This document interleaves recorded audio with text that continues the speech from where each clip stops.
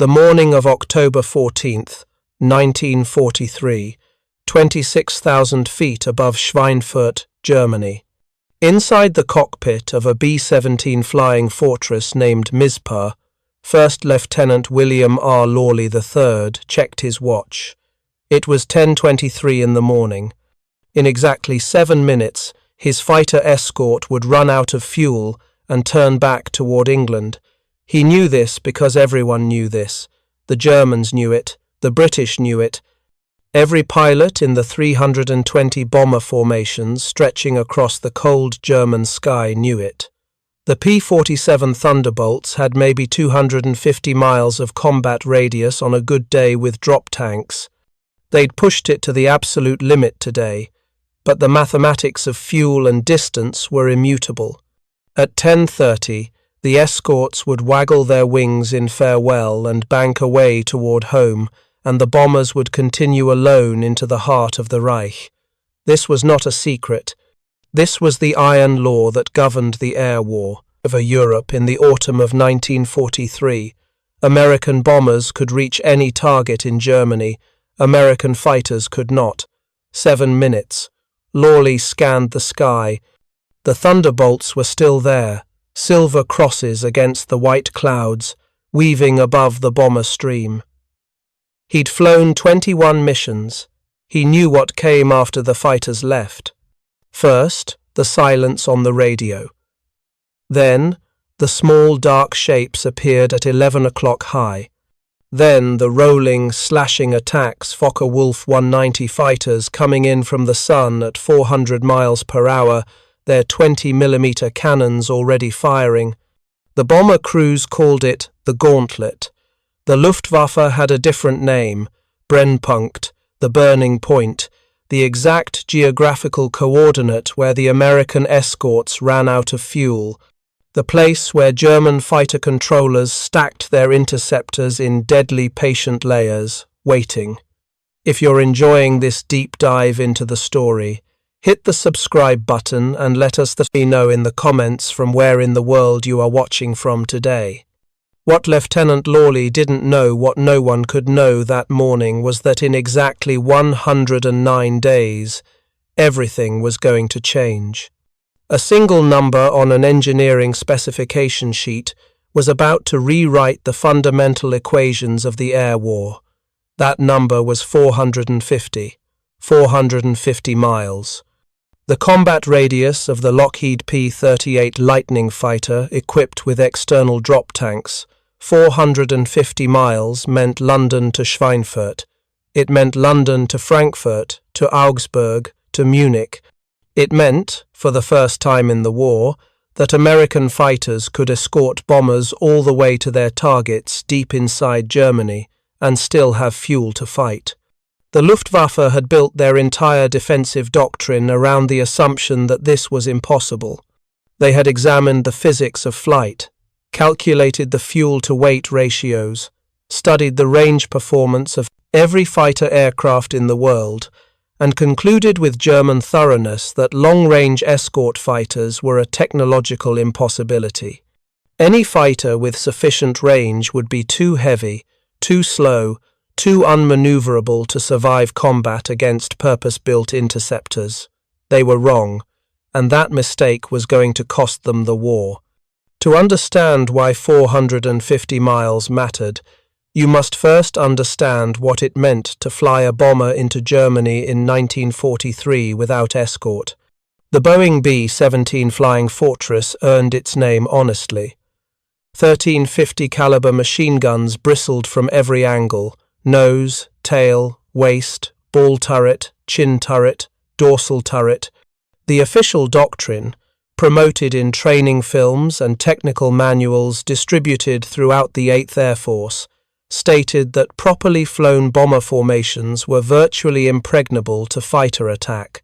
Place 20 or 30 B-17 seconds in a tight defensive box, and the overlapping fields of fire would create a wall of lead that no enemy fighter could penetrate. This was the theory. The theory was taught at gunnery schools in Texas and Florida. It was demonstrated with elaborate diagrams showing interlocking fire zones. It was the bedrock assumption upon which the entire American strategic bombing campaign was constructed. The reality over Germany was something else entirely. Major Bainlay Jr., operations officer of the 100th Bomb Group, flew on the first Schweinfurt raid in August 1943. His account, published in the Saturday Evening Post under the title "I Saw Regensburg Destroyed," described what defensive firepower actually meant against determined, experienced fighter pilots. A B-17 ahead of us in the formation burst into flames. No parachutes. The plane fell away in a slow, flat spin, pieces breaking off. Another fortress began to trail smoke from 2 engines. The German fighters, I counted 9 of them, made a shallow climbing turn to come at us again from 12 o'clock high, head on. This was their preferred tactic. Come at you from directly ahead at a closing speed of over 500 miles per hour, fire, and break away under the formation before the turret gunners could track them. Head-on attacks gave the bomber gunners perhaps 3 seconds to aim and fire at a rapidly closing target. The German pilots needed only to line up their sight, press the firing button, and hold steady for 1.5 seconds.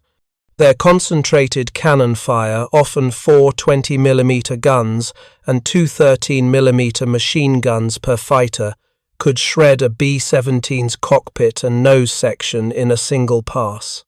The mathematics of gunnery favoured the attacker overwhelmingly, but even this was not the worst of it. The worst of it was what came after the escorts turned back. At 250 miles from England, roughly the limit of P-47 escort range in mid-1943, the Thunderbolts would reach their fuel reserve point. They would fire their guns in a final defiant burst, waggle their wings, and turn for home. The bomber crews would watch them go, small silver shapes dwindling toward the western horizon, and then they would be alone for the next 200 miles to the target. Alone over the target through the flak. Alone for the 200-mile journey back to the point where, if they were lucky, fresh fighter escorts might meet them for the final leg home. 400 miles without fighter protection. 4 hours and 30 minutes of flight time through German-controlled airspace. The Luftwaffe fighter controllers tracked the bomber formations on radar from the moment they crossed the Dutch coast. They could calculate speed, heading, and probable target. They did not waste their fighters on the early legs of the mission where American escorts were thick. Instead, they stacked their fighters at precise altitudes and locations along the bomber route, concentrating them at the Brennpunkt, the point where the escorts departed. Oberleutnant Hans Philipp, who flew with Jagdgeschwader 1, described the Luftwaffe's tactical doctrine in a letter to his wife in September 1943. "We do not chase their fighters near the coast. This would be foolish. We wait. Our ground controllers tell us when the American escorts begin to turn back. We position our Staffeln at 26,000 feet, up sun from their bomber stream. When the fighters are gone, we attack. First, the lead formations kill the navigation and command ships. The rest will fall apart. Yesterday we shot down 11 of them before they even reached Emden. None of our aircraft were lost. This was not crude brawling. This was systematic, calculated destruction based on perfect intelligence about American fighter range limitations. The numbers tell the story. In the 6 months between June and December 1943, the 8th Air Force attempted a series of deep penetration missions against strategic targets in Germany, ball-bearing factories at Schweinfurt, aircraft plants at Regensburg, industrial complexes in the Ruhr. These were the missions that were supposed to prove that strategic bombing could work, that American air power could strike at the heart of German war production without needing the massive ground armies that had bled Europe white in the First World War. The losses were catastrophic. June 22nd, Hulls, 13 bombers lost. July 25th, Hamburg, 19 bombers lost. August 17th, Schweinfurt-Regensburg, 60 bombers lost in a single day. October 14th, 2nd Schweinfurt raid, 77 bombers lost. Each B-17 carried a crew of 10 men. Do the mathematics. 600 airmen killed, wounded, or captured on October 14th alone. The 8th Air Force was losing bombers and crews faster than they could be replaced. At these attrition rates, the strategic bombing campaign would collapse within months. General Ira C. Eaker, commanding the 8th Air Force from his headquarters at Wickham Abbey in England, faced an impossible dilemma. The bombers could physically reach the targets. The B-17's range was sufficient. The targets were strategically vital: German ball-bearing production, oil refineries, aircraft factories. The bombing accuracy, when they reached the targets, was acceptable, but they were being slaughtered en route. After the second Schweinfurt raid, Eaker temporarily halted all deep penetration missions beyond escort range. The official reason was the weather. The actual reason was that he was running out of crews. The 8th Air Force's casualty rate had reached unsustainable levels. Replacement crews arriving from training in the United States were being thrown into combat and lost on their first or second missions. The veterans, those who survived past 10 missions, developed elaborate superstitions. They wore the same clothes. They refused to fly in certain aircraft.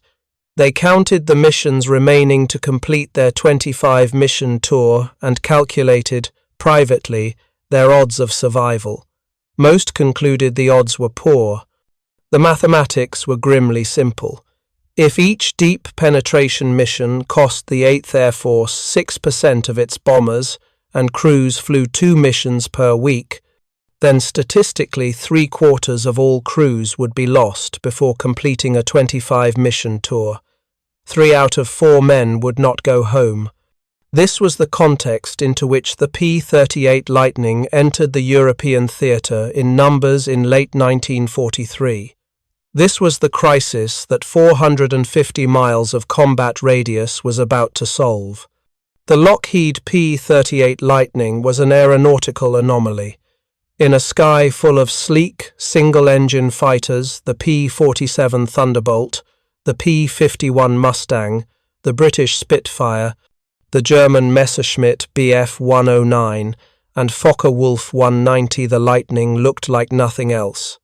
Twin engines, twin booms, a central nacelle containing the cockpit and armament.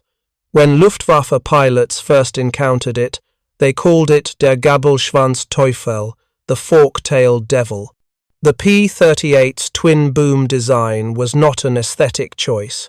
It was a solution to a specific engineering problem: how to mount heavy armament in the nose of a fighter while still achieving long range and high performance.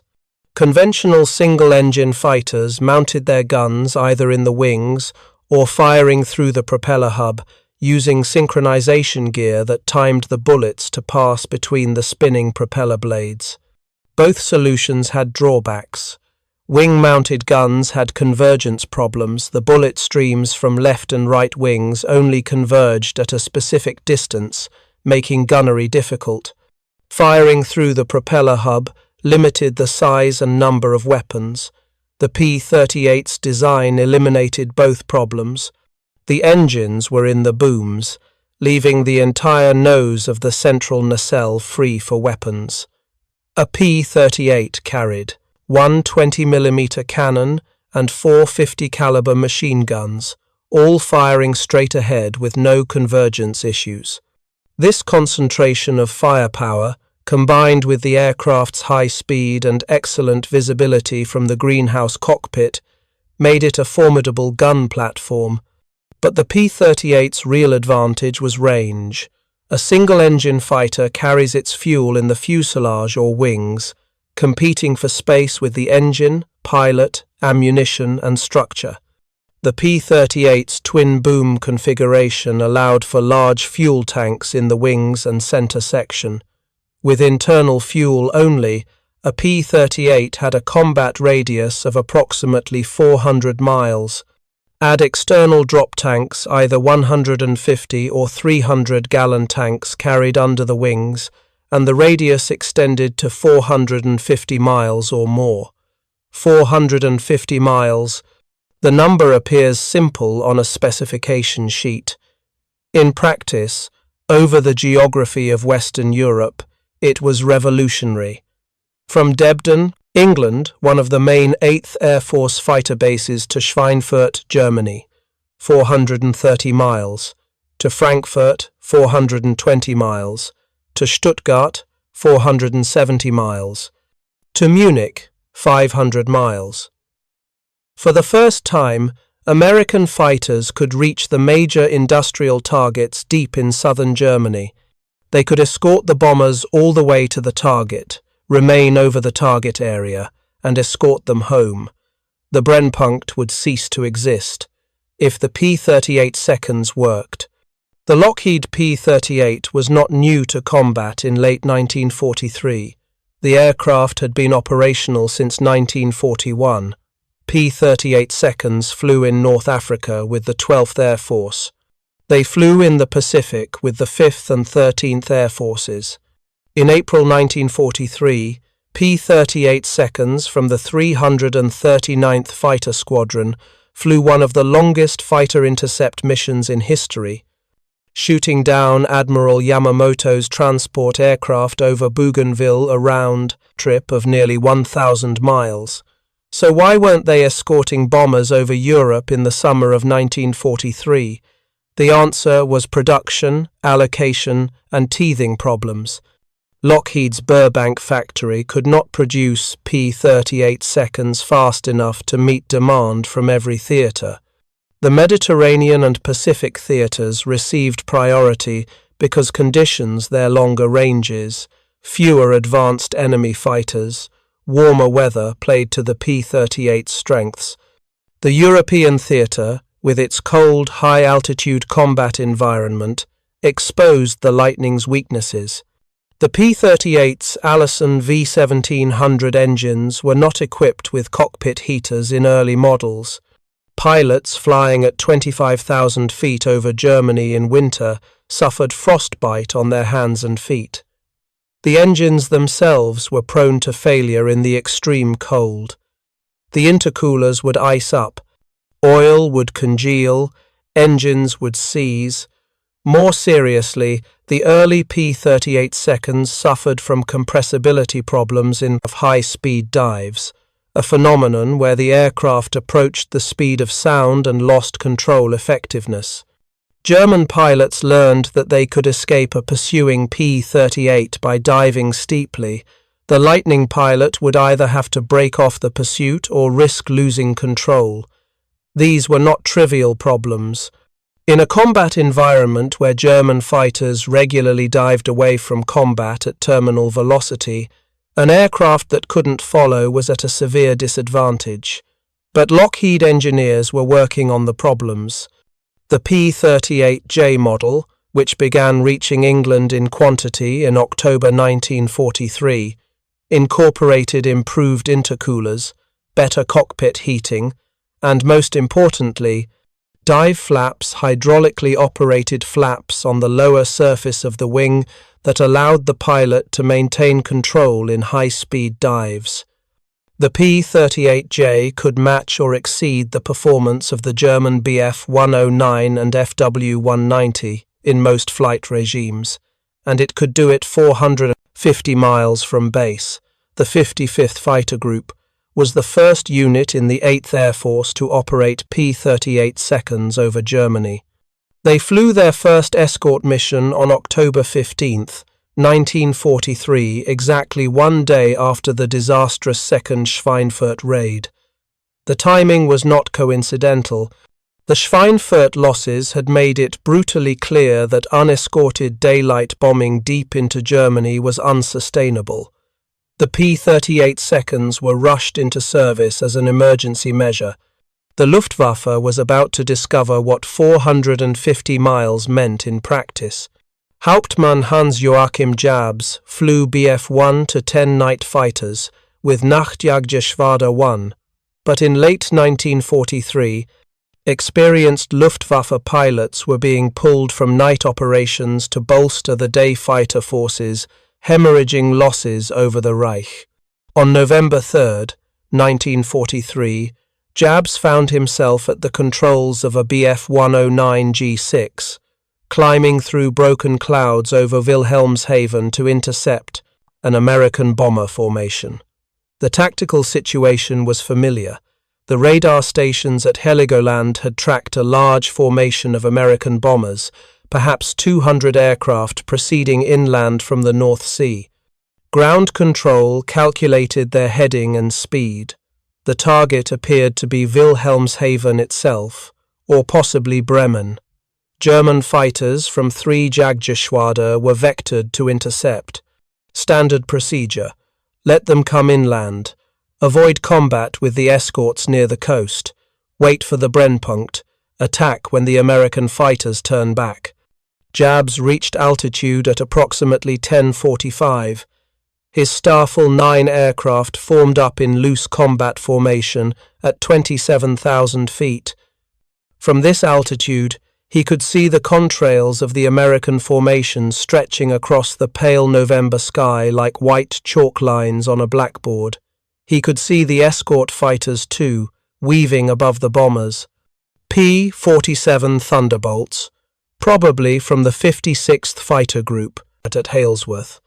Jabs knew the American fighter groups by their markings and tactics now. The 56th were aggressive, experienced, but they'd have to leave soon. The mathematics of fuel gave the Germans another 15 or 20 minutes before the escorts departed and the real killing could begin. Jabs throttled back to conserve fuel and waited. 15 minutes passed. The escorts were still there. 20 minutes. Still there. At 300 miles inland, well past the normal turning point, the P-47 seconds finally began to turn back toward England.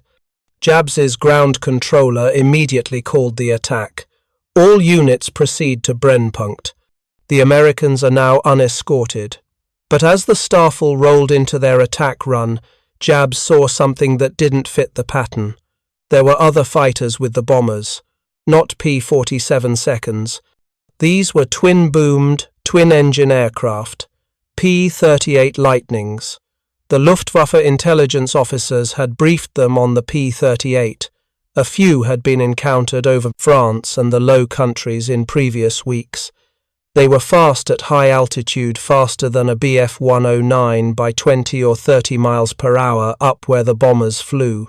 They were heavily armed, but they were uncommon in the European theatre. Most P-38 seconds were in the Pacific or North Africa. What were they doing here, 300 miles from England? Jabs keyed his radio. P-38 seconds, with the bomber stream, 26,000 feet, multiple contacts. The response from ground control was confusion. P-38 seconds didn't have the range to be here. They should have turned back with the Thunderbolts. But they hadn't turned back. They were maintaining position with the bombers, and as Jabs's Starfall approached for their attack run, the Lightnings turned into them. The tactical situation had changed. This was no longer an attack on defenseless bombers. This was a fighter versus fighter engagement, and the P-38 seconds had altitude, position, and most critically, they still had fuel. The Germans did not. Jabs's Starfall had climbed to altitude, maneuvered into position, and burned fuel waiting for the escorts to leave. They had perhaps 30 minutes of combat fuel remaining, enough for 1 or 2 aggressive attack runs before they'd need to break off and return to base. The P-38 seconds had just arrived. They had an hour of fuel, maybe more. The psychological impact was immediate.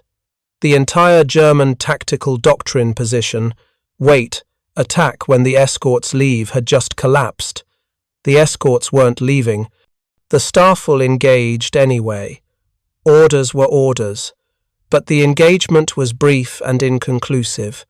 2 Bf-109s were damaged. 1 P-38 went down trailing smoke, whether from ground fire or air combat was unclear. The bombers continued to their target, dropped their bombs, and turned for home. The Lightnings stayed with them. At 350 miles from England, the P-38 seconds were still there. At 400 miles, still there. At 420 miles, over Wilhelmshaven itself, still there. Jabs broke off the engagement at low fuel and limped back to his base at Diemen in Holland. His after-action report noted the presence of P-38 escorts at unprecedented range. That night, Luftwaffe intelligence officers pored over performance specifications for the P-38 Lightning. With internal fuel, 400-mile radius, with external drop tanks, 450 miles, possibly more. The numbers were accurate, which meant the fundamental assumption underlying German air defense doctrine that American fighters could not escort bombers deep into Germany was no longer valid. If you find this story engaging, please take a moment to subscribe and enable notifications. It helps us continue producing in-depth content like this. The implications rippled through the Luftwaffe command structure over the following weeks like a seismic shock. If American fighters could reach Wilhelmshaven, they could reach Bremen. If Bremen, then Hanover. If Hanover, then Brunswick and Magdeburg, and Berlin itself. Every major industrial target in northern Germany was now within P-38 escort radius from England. Southern Germany, Munich, Augsburg, Regensburg remained beyond range. But even this was temporary. Intelligence reports indicated that the Americans were building airfields in southern Italy. P-38 seconds operating from Foggia could reach southern Germany and Austria. The escort umbrella was expanding. Reichsmarschall Hermann Göring, commander of the Luftwaffe, responded with characteristic bluster when briefed on the P-38 threat. According to General Adolf Galland, who commanded the Luftwaffe fighter forces, Göring refused to believe that American fighters could escort bombers deep into Germany. Göring stated categorically that the P-38 did not have sufficient range to reach central Germany. When I showed him the intelligence reports and specifications, he accused the pilots of cowardice. He said they were inventing the presence of escort fighters as an excuse for their failure to destroy the bombers. It was impossible, he claimed, to build a fighter with both long range and competitive performance. But the German pilots knew better. They were encountering P-38 seconds and increasingly P-51 Mustangs with similar range deeper and deeper over the Reich. And they were discovering that these escorts were not only present, they were aggressive. The American tactical doctrine was evolving. Initially, escort fighters were ordered to stay close to the bombers, flying defensive formations directly above and around the bomber stream. Don't chase German fighters. Don't pursue it. Protect the formation. By December 1943, that doctrine was changing. Fighter group commanders like Lieutenant Colonel Hubert Zemke of the 56th Fighter Group and Colonel Donald Blakesley of the 4th Fighter Group argued for a more offensive approach.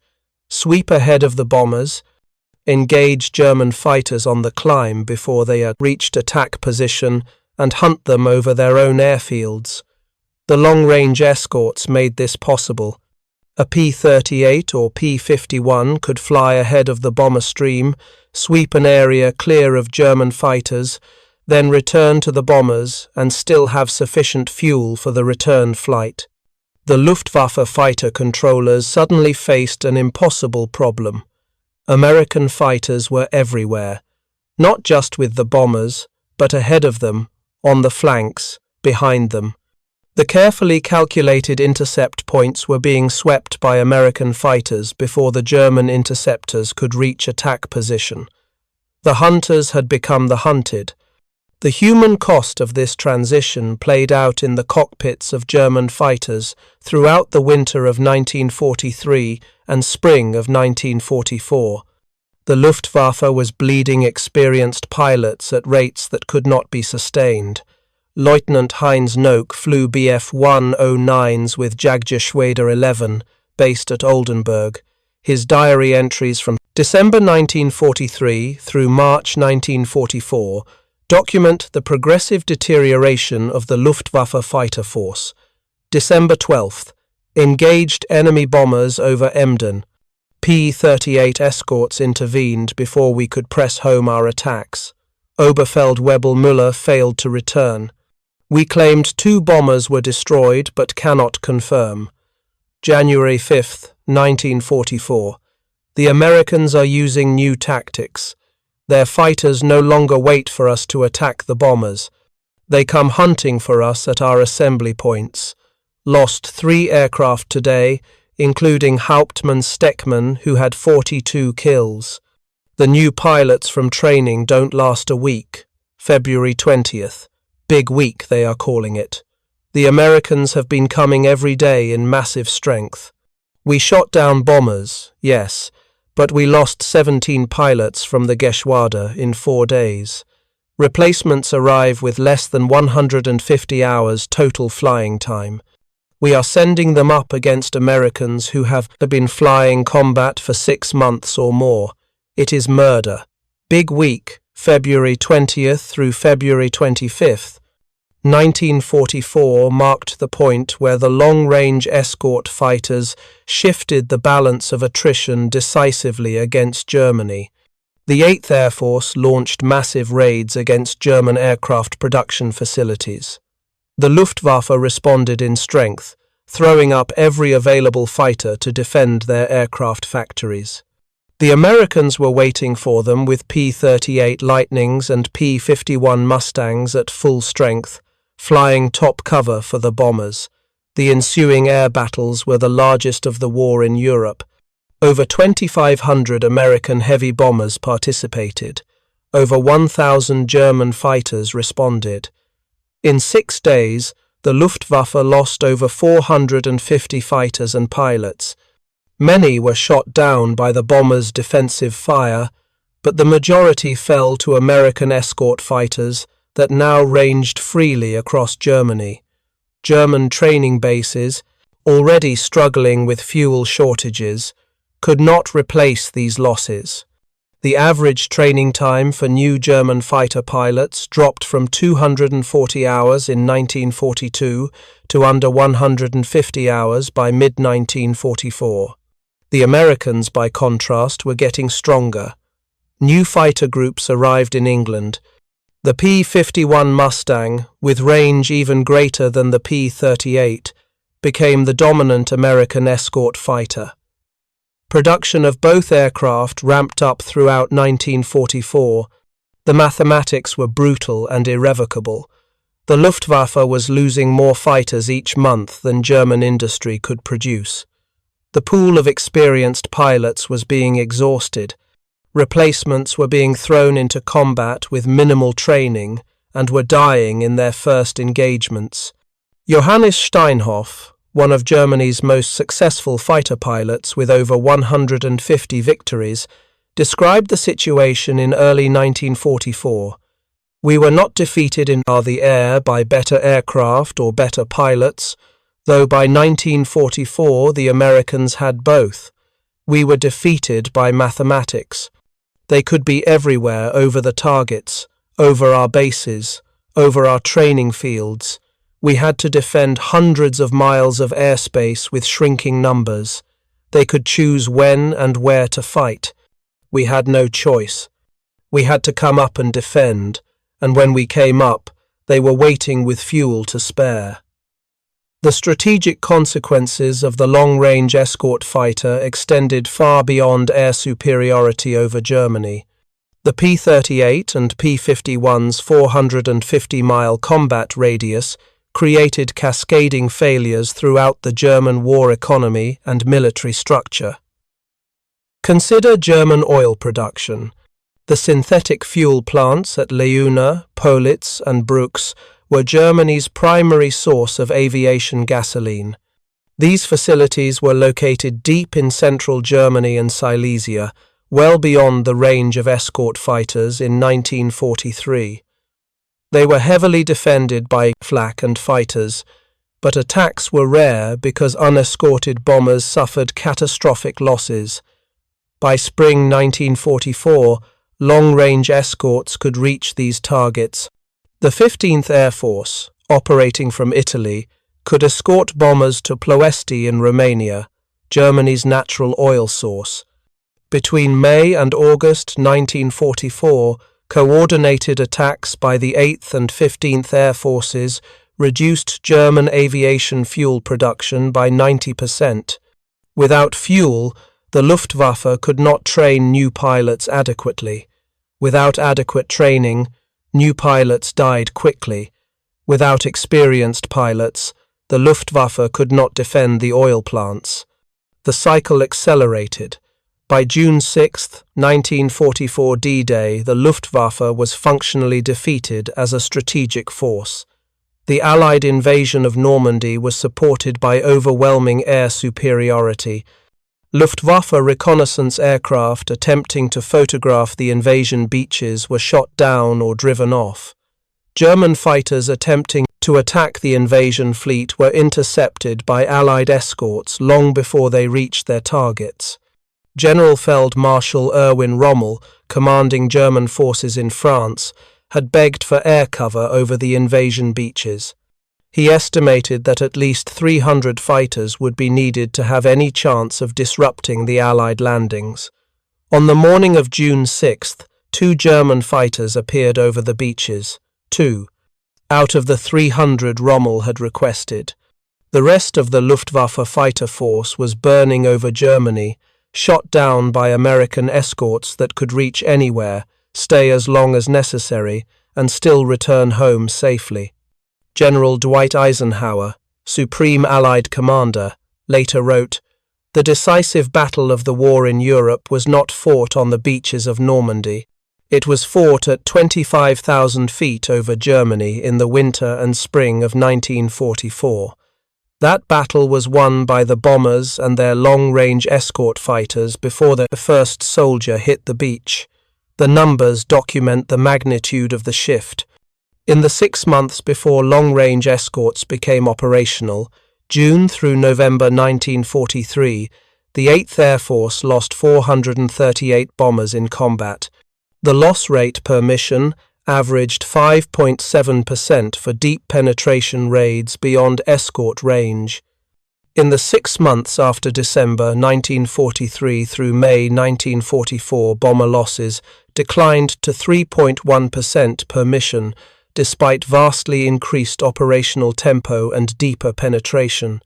German fighter losses over the same period increased by 400%. The Luftwaffe lost approximately 2,800 pilots killed or permanently disabled in the first half of 1944. This represented nearly 75% of the entire pilot strength available in January. German training schools could not keep pace. By June 1944, the average Luftwaffe fighter pilot had less than 1/3 the flight hours of his American opponent. Major General Curtis LeMay, commanding the 3rd Air Division of the 8th Air Force, analyzed the impact of escort fighters in a post-war interview. The P-38 and later the P-51 didn't just protect the bombers, they destroyed the Luftwaffe as an effective fighting force. Once we had fighters that could reach any target and stay there, we changed the rules of engagement. We could go hunting. We sent fighters down on the deck to strafe German airfields. We intercepted their fighters on takeoff when they were most vulnerable. We forced them to fight on our terms or not fight at all. This was the deeper revolution, not just protection for bombers, but the ability to carry the fighter war to Germany itself. American fighters strafed trains, trucks, airfields, anything that moved. They shot up Luftwaffe training bases. They caught German fighters on the ground being refueled and destroyed them before they could take off. The Luftwaffe tried desperate countermeasures. They developed new fighters, the Me-163 rocket interceptor, the Me-262 jet fighter. Both aircraft had performance superior to any Allied fighter. But performance no longer mattered when you couldn't get fuel, couldn't train pilots, couldn't operate from bases that were under constant attack. The Me-262 was the fastest combat aircraft of the war, capable of over 550 miles per hour. But American P-51 seconds simply waited near known Me-262 bases and shot them down during takeoff and landing when they were slow and vulnerable. In 4 months of combat operations, the Me-262 destroyed approximately 150 Allied aircraft. The Luftwaffe lost over 100 Me-262s, mostly to Allied fighters catching them on the ground or during vulnerable flight phases. Advanced technology could not overcome the simple fact that American fighters, with their 450-mile combat radius, could be anywhere at any time. The Luftwaffe had lost the initiative. They were reacting, defending, dying. The human stories embedded in these statistics reveal the psychological dimensions of the shift. For American bomber crews, the arrival of long-range escorts transformed the strategic bombing campaign from a suicide mission into a survivable operation. First, Lieutenant Robert Morgan flew B-17 seconds with the 91st Bomb Group. His aircraft, Memphis Belle, was one of the first B-17 seconds to complete 25 missions and return to the United States for war bond tours. Morgan flew his final combat mission in May 1944 and later described the difference that escorts made. In 1943, when we started our tour, we went to targets in France and Germany with limited escort. The German fighters would hit us hard. You'd see bombers going down all around you. The fear was constant. By the time we finished at 44, the escorts stayed with us all the way. Yes, we still took losses from flak. But the fighter attacks, the thing that scared us most, were rare. The Luftwaffe was finished. For German fighter pilots, the experience was inverse and far grimmer. Heinz Nock, whose diary entries documented the decline of the Luftwaffe through the winter of 1943 and 1944, survived the war. His final diary entry from March 1945, written after his Geschwader was withdrawn from combat due to lack of fuel and aircraft, captures the exhaustion and futility. We fought with everything we had. Our aircraft were good, some were excellent. Our pilots, those who survived long enough, were skilled and brave, but we could not be everywhere. They could. Their fighters had fuel to hunt us over our own bases, to catch us landing, to strafe us on the ground. We lost the war, not in battles, but in the cumulative mathematics of attrition. The psychological impact extended beyond individual experiences to shape post-war understanding of air power. The lesson that emerged from the European air war was clear. Bomber formations, no matter how heavily armed, required fighter escort to survive against determined opposition. Long-range escort capability was not a luxury, but a necessity for strategic bombing campaigns. This lesson influenced American air doctrine for the next 3 decades. During the Vietnam War, the United States would deploy fighter escorts for every bomber mission over North Vietnam, despite possessing overwhelming numerical and technological superiority. The memory of Schweinfurt and Regensburg, of bomber formations torn apart by unescorted penetration of defended airspace, remained visceral. There is a final irony worth examining. The technology that enabled long-range fighter escort was not revolutionary. The P-38's twin-boom design dated to 1937. The external drop tank technology, releasable fuel tanks, that extended range without permanently adding weight, was understood and used by multiple air forces throughout the war. The limiting factor was not technology but doctrine and prioritization. The Luftwaffe High Command concluded that long-range escort fighters were unnecessary because the German Air Force fought primarily over friendly or occupied territory. German bombers attacking Britain in 1940 operated from bases in occupied France, just across the English Channel. They didn't need escorts with 450-mile range. They needed escorts with 100-mile range. When Germany found itself fighting defensively over its own territory in 1943, it was too late to develop and deploy long-range fighters in quantity.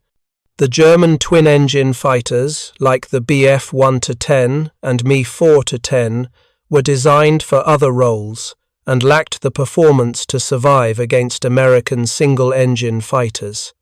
The Americans, conversely, began the war with the understanding that they would need to project air power over vast distances across the Pacific, across the Atlantic, deep into enemy territory.